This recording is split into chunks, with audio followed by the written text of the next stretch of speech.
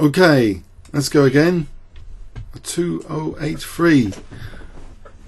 Okay, maybe Morra Smith Gambit. It's served me okay in the past. I'm going to play it with C4, kind of maybe B3 even.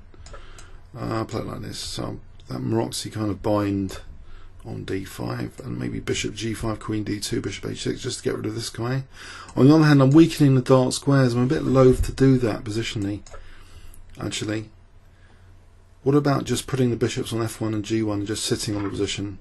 Oh, he's got rid of my bad bishop though. Okay, that's news to celebrate maybe. So this bishop's harmonious with all the white pawns now without the light squared bishop. Do I really want to give it up just for a kingside attack?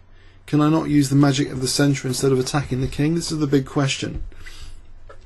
It's an outrageous idea, but maybe I should just strengthen the central control here. Also, B5 is just weak immediately, and I haven't even waited that long for B5 to be permanently weak. So I don't know. I can stick a knight there straight away. D5, it's dislodgeable with E6. So what can I do with the D file though? Maybe Bishop F4. I don't know. I can prompt E5.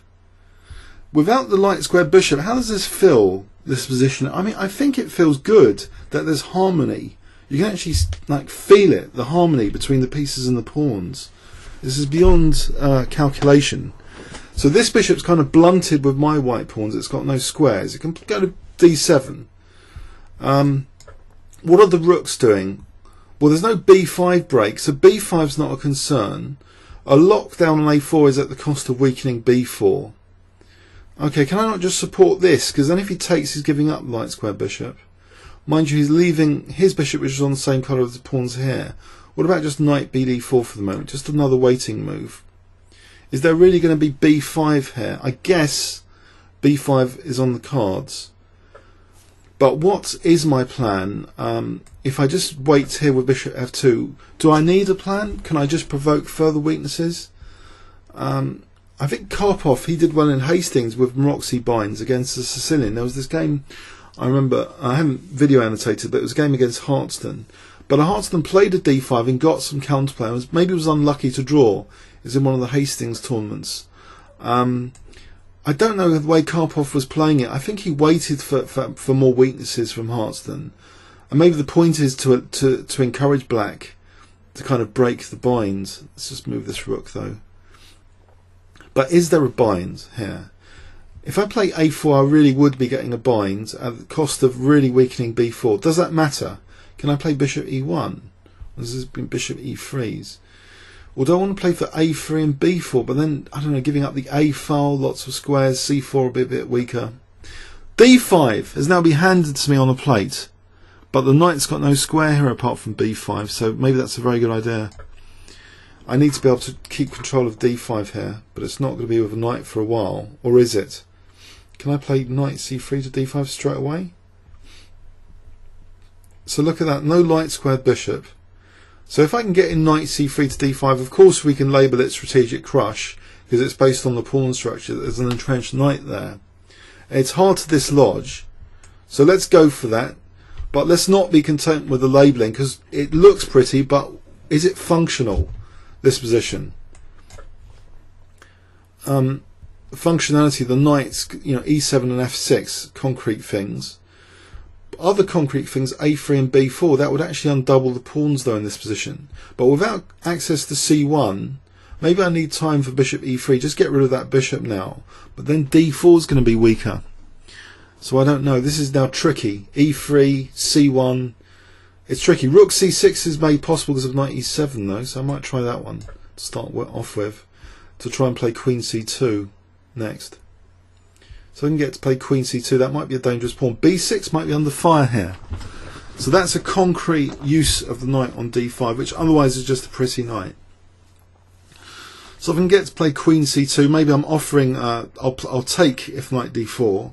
So Queen C2 just to intensify the C-file pressure. I think the position was more easy to play without the light squared bishop. So when the opponent played knight D3, I think that's the equivalent strategically of me giving up the dark square bishop for the opponents, because I'm weak on the dark squares. So positionally, we have harmony here. By maintaining this, not going for the king, there's other trump cards in the position here. Maybe even bishop c5 is a logical thing now, just to keep that massive knight on d5. But then I'm weakening the dark squares. On the other hand, I don't know. a3 and b4 might be dangerous just to dislodge the knight, cause some panic. I might try this instead actually, just a3 and b4. Because actually if I unblockade there rather than taking on c5, then queen c2 will put real pressure on the c file. I know he's got time to move the king now, but I can still play b4 now maybe. What was the bishop h4's come to mind as well? But I think b4. I've got time for this, surely. Just to support the rook on c6 now. So takes, knight a4, queen c2. Then he'll be giving me a massive pass pawn as well as still exposure on b6. That might actually be an exploitable weakness here. This pawn on b6. Especially, I mean, the knight looks trapped as well here after queen c2. This knight is huge. It's not just pretty. He's resigned here. He's just resigned. Blimey. So, okay, so let's have a look at that. There were some key strategic decisions here in this Moxie bind, which I think I should mention now. That, okay, from a kind of king hacking perspective, you might be tempted with this plan here, because it's easy to play queen d2 and bishop h6. But Larson, I think, used to play the black side of this. I think it's really playing into black's dark square strategy. What is the bad bishop here? It's this one. I think strategically bad, and the equivalent of white playing this strategic blunder just to get to the king is not the knight being given up for the bishop on d3. This bishop's on the same colour as all these pawns. So this seems to be a comfortable position to play, as long as I'm not going in for this plan of exchanging off the bishop, really. If I keep that dark square bishop on, and especially now with moves like a5 and e5, the light squares are getting weaker. And black giving up the light square bishop means actually that d5 is absolutely horrendous here for that knight on d5. But what the question then, was it just a pretty knight? It's showing some echo of functionality after rook c6, because takes, queen c6 to the knight e7. So it echoes some functionality. And the big decision here was bishop c5, but it doesn't leave too many easily exploitable weaknesses. I think a3 is immediately putting potentially much more pressure on the c file with queen c2. If I can dislodge the knight, also b6 is again making sure this knight's not just pretty, it's hitting b6 as well. So this knight c5 is quite a major defensive move, and now the opponent just resigned. Comments or questions on YouTube? Thanks very much.